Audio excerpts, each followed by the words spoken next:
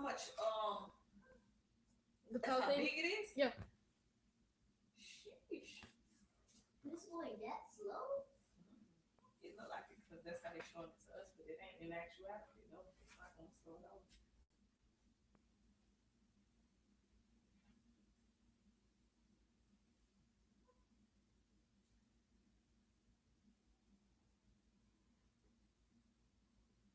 It's not showing.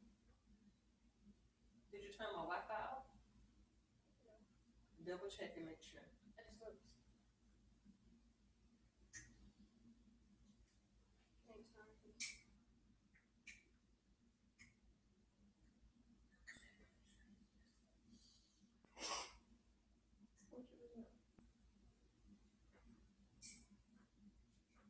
Is recording me? It's actually.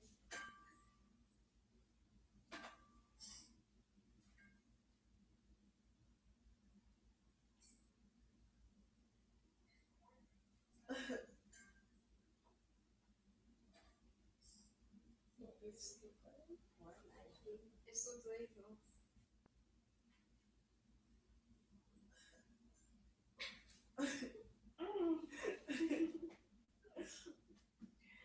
It lasts you like the reaction is so late. Take me off of that recording, boy. Chill. Wait, you're live streaming? Yeah.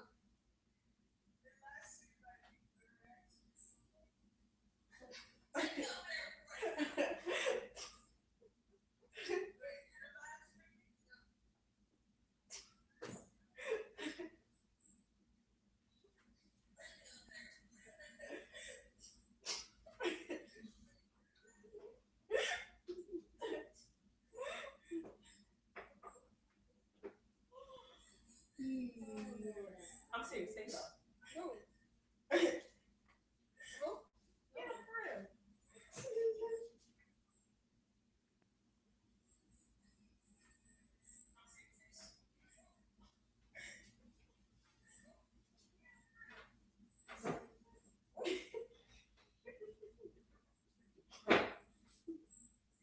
Just winging.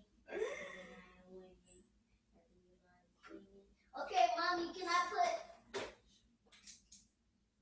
Okay, mommy, can I put?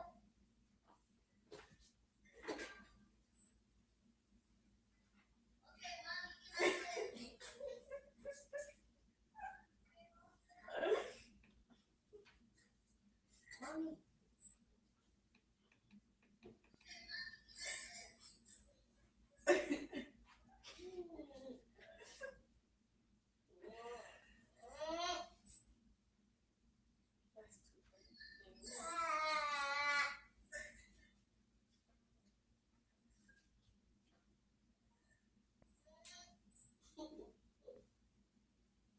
I should tell your dad this one so he can hear how you be acting.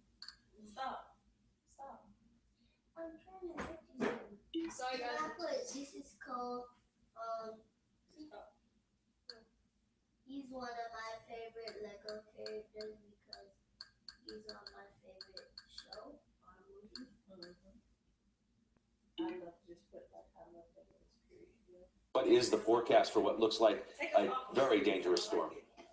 It is. In fact, it's a Category 5, as you mentioned, 180-mile-an-hour sustained winds. That puts it into a rare class of storms. There's not been too many this strong this far out in the Atlantic. It's got a long way to go before it gets to the U.S., but I'm thinking right now probably about Sunday is when it makes its closest pass. And right now the official track gets it in somewhere into the southern Florida area right around Sunday afternoon and into Monday. Now, actually, I'm just getting some late data breaking in here right now, and the latest American GFS model is coming out, and it looks like, yeah, it looks like we get a turn up the east coast of Florida, very Matthew-esque here. It hugs the coast of Florida and then moves up into the Carolinas and makes landfall. It looks like in South Carolina or the Georgia border right around Monday or so, late Monday and into early Tuesday. So this is a very dangerous storm, and obviously we're going to have to watch it. And a lot will change regarding the track over the next 3 to 4 days. So this is not set in stone, but anywhere from Florida up through the mid-Atlantic really has to keep a wary eye. And The traders I've spoken to today, they're not so much concerned about the energy because it looks like the storm will stay out of the western half of Gulf of Mexico, which, as you know, has most of the energy areas. Really, they're talking about orange juice futures, big rally today because of that. You're going to have a lot of rain and wind damage in Florida if this track holds. So orange juice futures, then cotton futures as well, a lot in the Carolinas as well as southern Georgia. Those will be impacted if there's a lot of heavy rain. They don't want a lot of rain in the cotton growing region. So there's a couple of things to look at. If there's a little bit of good news about this storm is it's hitting an area that doesn't have a lot of refinery capacity as far as gasoline goes. So that was the big story last week. You remember all those refineries got taken out in Texas and Louisiana. The good news is there's not a lot in the southeastern U.S. There's more in the western Gulf, and then there's a lot in the mid-Atlantic. And so there's some speculation from some of the traders I talked to today that maybe gasoline futures have been pulling back today because of the fact that it doesn't look like we have a big threat either to the western Gulf nor to the mid-Atlantic. As you know, if we had another big hit to some heavy refinery regions, that would be really bad news for gasoline. But right now, it does not look like that's the case. We're really watching orange juice, cotton in the southeast. And this is actually bearish for long-term energy commodities because we have a lot of rain into cooling demand regions, and this will keep temps down and cooling lower. So in the long run, I think this is actually good or bearish for energy prices.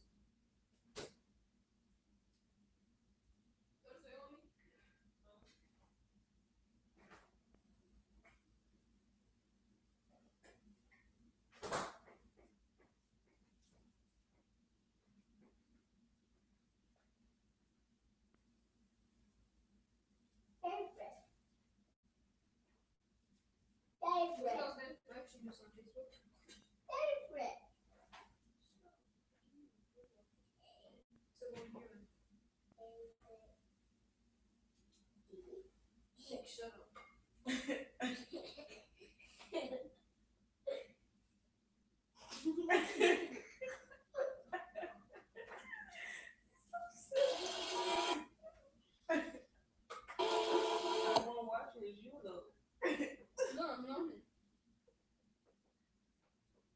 Why are you so serious? Only you can share.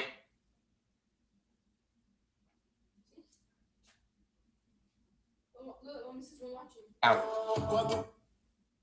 It's not us.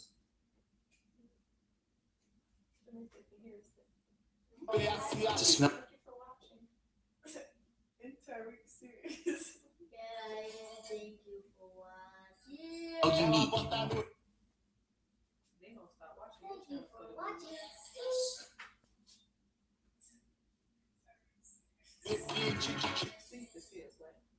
Thank you for watching.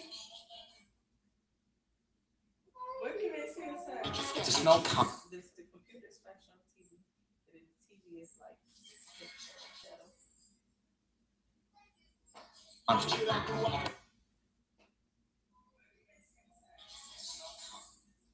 Oh my gosh, that sound is so ghetto. To smell amazing.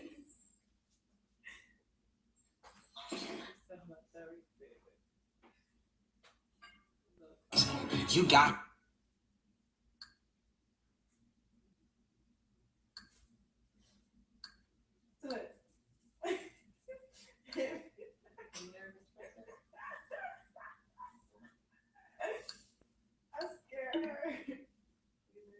Stories, what's going on with Category 5 Hurricane Irma, a clearly defined eye wall now right in the center of Irma. This is just a monster that is going to create a lot of destruction, first in Puerto Rico and then across Haiti over toward Cuba and Florida as well. Here's the latest projected path. It has wind of 185 miles per hour, so a Category 5, the strongest that it is. By midnight tomorrow night, here's midnight Wednesday night, into Thursday, 5 a.m. It should be battering down on Puerto Rico, and then it should maintain its Category 5 status probably until the end of the week into the weekend, when it will become a Category 4 storm, so a major hurricane as it approaches southern Florida by the weekend. This is 9 a.m. on Sunday, and the center of the storm may be right over the Florida Keys.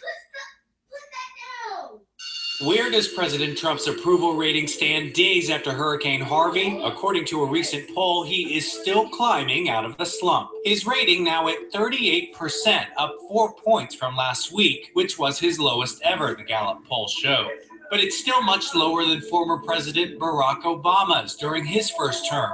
53%, but Trump's disapproval rating has improved, now at 56% compared to 61% last week. But Obama still trumps the president at 40%. Trump's rating is still far from the lowest ever, though. One president's approval rating was just 25%.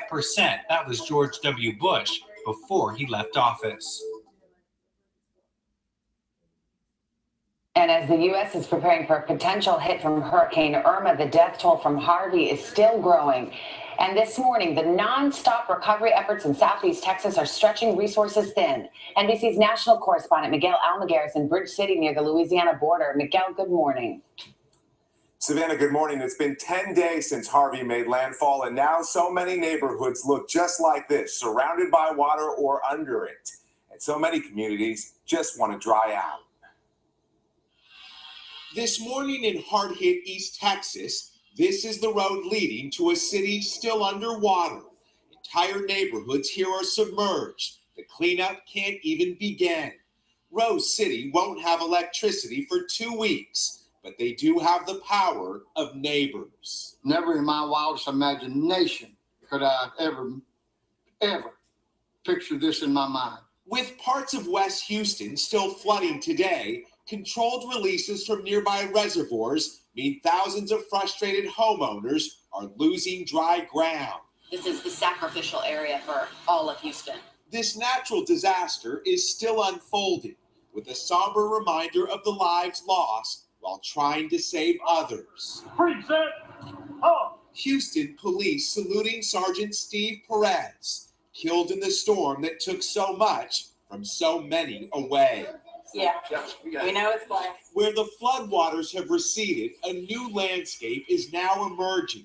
Block after block, thousands cleaning up, slowly rebuilding. Yes, it's still very, very much wet. It's a mess, it's a job, but it's all good, you know, and we're going to get through this. In Houston, the city says it's open for business. Small dry cleaners and big daycares ready for a new wave of people. The parents have got to get those kids back so they can get back to work because their jobs won't wait. 33,000 have lived in 284 shelters, now starting to clear out amid signs of progress. For so many, life is flipped upside down, now slowly coming back. I feel good inside and out. I never smiled this much. This morning, a community coming together in a region still struggling to get back on its feet. Officials say the floodwaters should finally recede here in about 2 weeks. The cost to repair all of this damage should be about nearly $200 billion. The death toll stands at 45. Matt and Savannah, back to you guys. Miguel, thank you very much.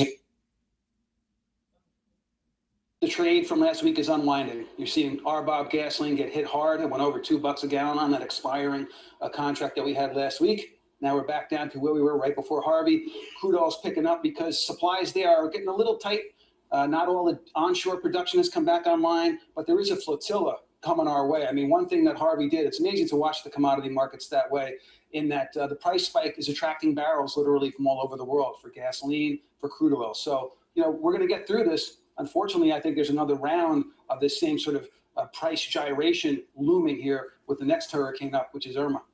But Irma's not going to hit. I mean, right now, we don't know where it's going to hit or where it's not going to hit. I can tell you the latest updates, Melissa, are having this thing track much more westerly and to be hitting the Gulf now. Potentially, yeah, the day to watch this is Thursday, but there was a hope the jet stream would sort of pick it up and carry it back out. The very latest that I was looking at on the weather radar and projections do now have it going into the Gulf and making landfall on sort of that Alabama. So what are the implications? First of all, much more direct hit on U.S. offshore Gulf of Mexico oil and gas production. If it's a monster Cat 5 the way Rita was, you'll have some structural damage to those offshore platforms and to the pipelines underneath. It'll be a much more lasting impact. It won't be the quick buy the rumor, sell the news sort of situation we had with Harvey. Also, too, what refineries weren't hit by Harvey will get hit by Irma. So needs to be closely watched, but the projections are going in a bad direction, not a good one. So in terms of what you see for WTI, we're at the point now where it's up in the $47 range. I mean, are we hitting the ceiling for this trade? at this point? Oh, I would think so, yes. Yeah. I mean, I think we ticked over $48 as I was coming on here. But this is about it. Some of the anxiety you're seeing and some of the short covering that had to go on in the aftermath or the run up to Harvey is unwinding now. So that's part of it. It was a linked trade. You know, you were buying RBOB gasoline and selling crude oil on what's called the crack spread or the refining spread to sort of lock in a virtual refinery for yourself. Now that's unwinding. That's why you're seeing that. But look, all through August, there was significant downward pressure on crude oil prices. The month would have been a much worse looking number on a percentage basis if it wasn't for the hurricane hitting in those last several Rita days. came after Katrina. That's right. I called it Katrina. That's crazy. And it was, Katrina was, we know the anniversary. So that was August. And then Rita came September 18th and it was a Cat 5. Monster Cat 5. This is bizarre. And Rita did much more damage to the U.S. offshore production than Katrina did. Also did much more damage. Like a replay. Absolutely, 100%. Oh, you should take that. No, I'm not going to do that. That's your homework. I done did my time.